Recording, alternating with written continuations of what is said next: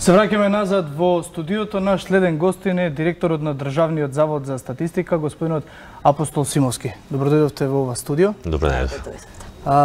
Зошто сте овде? Затоа што изминативе денови се повеќе во фокусот на јавноста се јавува прашањата после информацијата дека имаме попис во 2020 година. Но пред да зборуваме за пописот од 2020 година, накратко само ваше мислење, зошто пропадна пописот во 2011? Ако се земе в предвид дека во 2002 е последниот попис кој што оваа држава го имала, сублимирано тоа би дошло некаде речиси 20 години без попис на населението. Ќе се обидам да ви одговорам со една едноставна реченица. Пописот пропадна во 2011 година поради тоа што беше злоупотребен за дневно-политички цели. Што е оно што гарантира дека пописот во 2020 година пак би бил тргнат од пипците на политичките партии и не би бил исполитизиран, ако се знае дека веројатно најголемиот интерес за тоа го имаат политичките партии? Сега не можам со една реченица, ќе морам со малку повеќе да ви одговорам. Се обидовме да направиме повеќе измени токму во оваа насока, да ја тргнеме политиката од пописот, од една страна, од друга страна и да овозможиме поголем квалитет на податоците кои што и онака би ги собрале кога би имале еден нормален попис како што досега не го имале.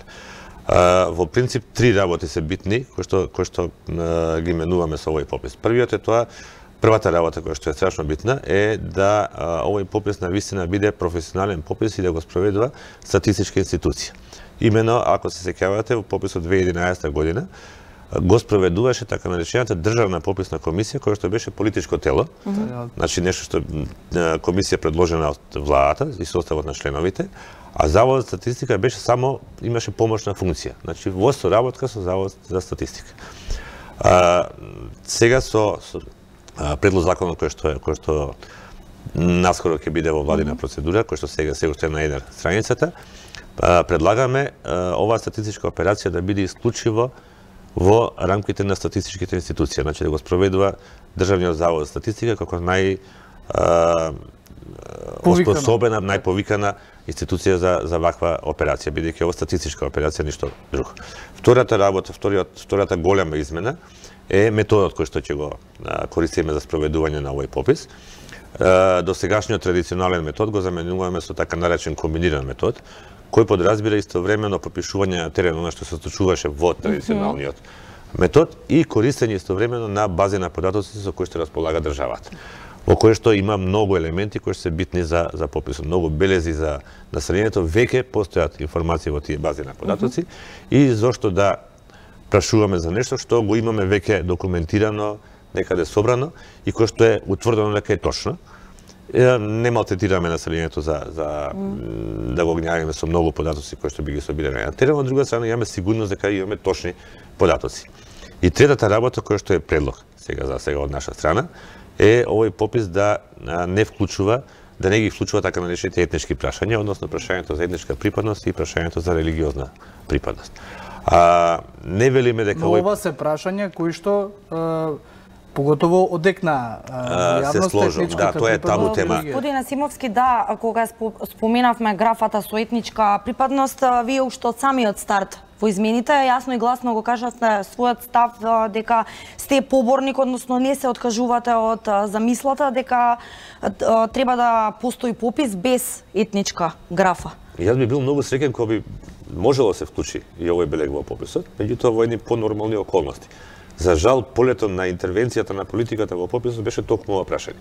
Токму белегот. Тоа би рекле дека би имале попис без политичка волја. Не, напротив, политичката волја, ако ја гледаме така, политиката служи на општеството.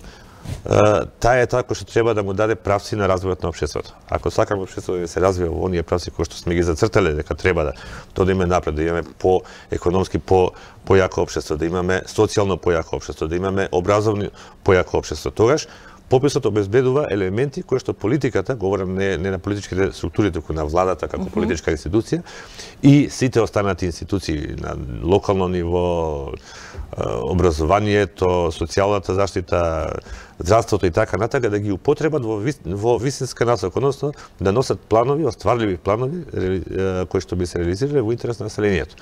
За тоа служи пописот, да обезбеди основа на која би се граделе овие политики на развој. Тоа е елементарното. Не велам дека етничкото прашање е небитно тотално. Нема употребна вредност во пописот во оваа смисла на градење на вакви политики. Има некои други елементи кои се добри да се знаат и така. Меѓутоа, кога ќе се ставите во ситуација да бирате помеѓу две зла, можност да дадете прилика да се повторно политизира пописот и да ги вклучите овие прашања, или да ги исклучите и да елиминирате можноста за политизација, тогаш цениме дека е подобро да го избереме во помалото зло. Дали тоа значи дека стравувате, ако етничката припадност ја има во пописот во 2020 година, стравувате дека истиот би можел да пропадне? И ако пропадне, само да дополнам, ако пропадне, 2019 е изборна година за председател, 2021 локални избори, 2020 парламентарни. Крајот на 2020 парламентарни. 2020 година е гапот, да речем, помеѓу двете тие држави. Ако сега не се случи, државата би можела да пати со уште едно одложено прашање, како што, постојано се повикуваме на 2002 година, што е за жал. Јас не би ги поврзал изборите со ова. Значи, ние веќе еден попис промашено 2011 година и веќе 16, па рече 17 години немаме податоци од попис. Најдобро, сите го чувствуваме тоа, колку тој недостаток на пописни податоци, значи, денеска успеавме, барем, ајде, ако грубо е лошо да кажам, меѓутоа единствената добра работа тоа што немавме попис од 2011 година, да сватиме колку ни значат тие податоци. Денес ставете се во економскиот развој. Кој е тој инвеститор кој што ќе сака да инвестира, нема никакви сознанија за расположивата работна сила на терен. Расположивиот пазар, значи како куповна мок на население, број на население со различни потреби, структури. За образованието, да инвестирате во школи, а не знаете дали има доволен број на деца таму. Да, тоа и ми беше следното прашање. Колку всушност имањето или немањето попис влијае на сите сфери, нели, во општеството, особено еве ги споменавте и вие економските, образовните. Дефинитивно. Пописот е скапа работа. Никој, ни една држава на светот не би се осудила да фрла толку пари на ваква операција ако нема корист од тоа. Значи, користа е токму тоа. Ако сакате здрави, добри, квалитетни стратегии за развој и планови кои се остварили во краток временски период, ви требаат податоци. Без информации денеска светот не екзистира. Значи, најелементарната работа денеска морате да имате добри информации, квалитетни, навремени и точни. Пописот овозможува многу широк спектар на информации за населението. И не само за населението, бидејќи овој попис и на становите, меѓу други за стамбениот фонд и условите за живење и така натака, меѓутоа ајде да го земе само делот за населението. Без овие информации вие едноставно немате никаква основа за било каков развој. Господин Асимовски, помалите етнички заедници замеруваат, може да се каже, во однос на барањата без етничка графа на пописот во 2020 година. Чести се реакциите, дека едни се тврдењата дека на таков начин ќе имало асимилација, дека немало да имаат доволно права. Последната работа на која што ние размислуваме било каква асимилација или скратување на нечии права. Значи, ние не размислуваме политички, размислуваме стручно. Нас не е битен поединецот. Човекот, како поединец, sejedno од кој етникум припаѓа, од каква социјална категорија, од каква економска категорија, секој поединец има потреби, елементарни потреби. Државата е должна тие елементарни потреби да му ги задоволи. За да ги задоволи тие потреби, треба да има информации кои што треба ние со пописот да ги обезбедиме. И нормално со другите истражувања кои што ги спроведување, меѓутоа пописот е најголема, најобемна и што е најважно сеопфатна. Значи во пописот немате примерок, па сега имате дел на предвидување и така натака кои што се вклучувани на истражувањата со примерок, овде ќе имате целата популација и добивате точна слика за, или треба да добиеме точна слика за состојбите. И врз основа на тоа да градиме одредени политики на развој. Така да напротив, јас сметам дека не само за малите, за било кој етнички заедници, ова што го работиме во интерес, бидејќи нас ни пресед целта поединецот. А тој поединец може да биде припадник на било која етничка заедница, независно од тоа сакаме да ги добие најелементарните права кои што треба да ги освои, правото на нормален живот во оваа држава. Ајде да ги оставиме политичките партии за момент на страна и верувам дека она религијска определеност која што исто така не би била дел од пописот, многумина би ја простиле, но кревкото прашање со етничката припадност сепак ќе го земе фокусот во овој попис. Претпоставувам дека тој, бидејќи такви се реакциите, тоа и денес се прави. Дали овој попис би бил комплетен без етничката припадност, доколку ја нема, бидејќи самите рековте, нели, тоа е ваш предлог, а ќе треба да заврши по филтерот на владата во собранието. И јавната расправа која И јавната расправа која што е во моментов на некој начин ја правиме. Дали ќе го менува концептот на Охридскиот рамковен договор, кој што сепак бара проценти, бара квоти? Не би добро. Дали би бил комплетен целиот овој? Навлегуваме малку во политика, што јас во принцип го избегнувам бидејќи сум статистичар, не сум политичар. Меѓутоа, нашата идеја не е некому да му се скратат правата. Воопшто не размислуваме на тоа. Значи, ако некој стекнал одредени права, апсолутно задоволство ќе ни биде да си ги уживе понатаму тие права. Дај Боже да се шират тие права и да бидат многу офатот, опсегот на тие права да биде поширок за сите.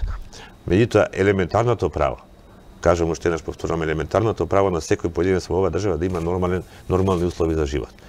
Ние, за жал, се соочуваме со ситуација кога голем дел, поготово од младата популација, ни бега надвор. Се прашуваме ли зошто ни бега надвор? Заради тоа што има етнички права или нема доволно етнички права? Ни бега првенствено бидејќи нема доволно услови за живот кои што смета дека им се потребни во оваа држава, кои што сака да си ги остварат.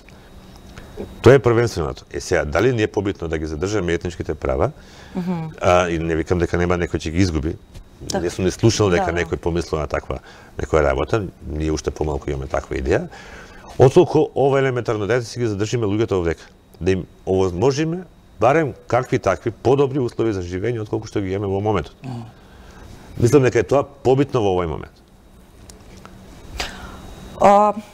Уште неколку прашања пред крај, меѓутоа јас повторно би се осврнала на можеби оној дел од минатото и она едно клучно прашање. Што досега изгубивме од долгогодишното неспроведување на попис и како ова продолжување, односно ете во наводници, ако може и така да се каже, агонија без никако да најдеме начин да се преброиме, па само се одложува, ни влијае целокупно земено во општествено-политичката клима?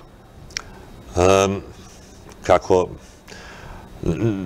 Го споменавте моментот и да, добро е да се слушне еве и од првиот статистичар моментот со младите, односно се по големите желби, мотиви да заминат младите. Меѓутоа еве освен овој проблем, што се носи дополнително, односно кои се консеквенците? Консеквенците од немање на податоци од пописот најдобро ќе ги осознаете ако прашате носителите на деловите одлуки. Значи деловите субјекти кои прашате да видите каква е нивната намера за инвестиции кои немаат податоци. Значи нема човек би требало да, нели, кој што сака залудно да фрли одредена сума на средства, а таа сума сигурно не би била малеска која се економски инвестиции во прашање, без да знае каде и зашто ги дава, ги троши тие пари. Значи, требаат информации. Кажувам, вие сега сакате да отворите еве одреден бизнес некаде, во некој дел на земјата, а не знаете со каква расположива работна сила има тој регион, тој дел на државата, каква е куповната моќ на населението кој живее околу, колкаво е тоа население, има ли можност да го пласирате, имате ли инфраструктура која што ќе овозможи за да комуницирате и за набавка на одредени добра кои што се потребни во тој процес на производство и да го пласирате своите производи и многу други елементарни работи. Значи, доволно е само овој податок. Да не кажуваме за многу по-далекосежни, по-долгорочни стратегии и планирање. Говорам за денеска, каков податок им треба на деловниот свет, на стопанството. Во образованието ви имате одредени населени места кај што нема веќе деца. А во нашите регистри се води дека таму има поприличен број на деца. И сега некој кој што седи во канцеларија, кој што не ја знае состојбата на терен, а не може да знае бидејќи нема од каде да му се дадат информации, може да вложи средства во изградба на училиште, а нема ни едно дете таму. Или нема доволно деца да тоа училиште функционира. Или обратно. Има деца, немаме податок, не вложуваме ништо за тако нешто. За крај, само кратко, во интерес на времето би ве замолил кратко да биде одговорот.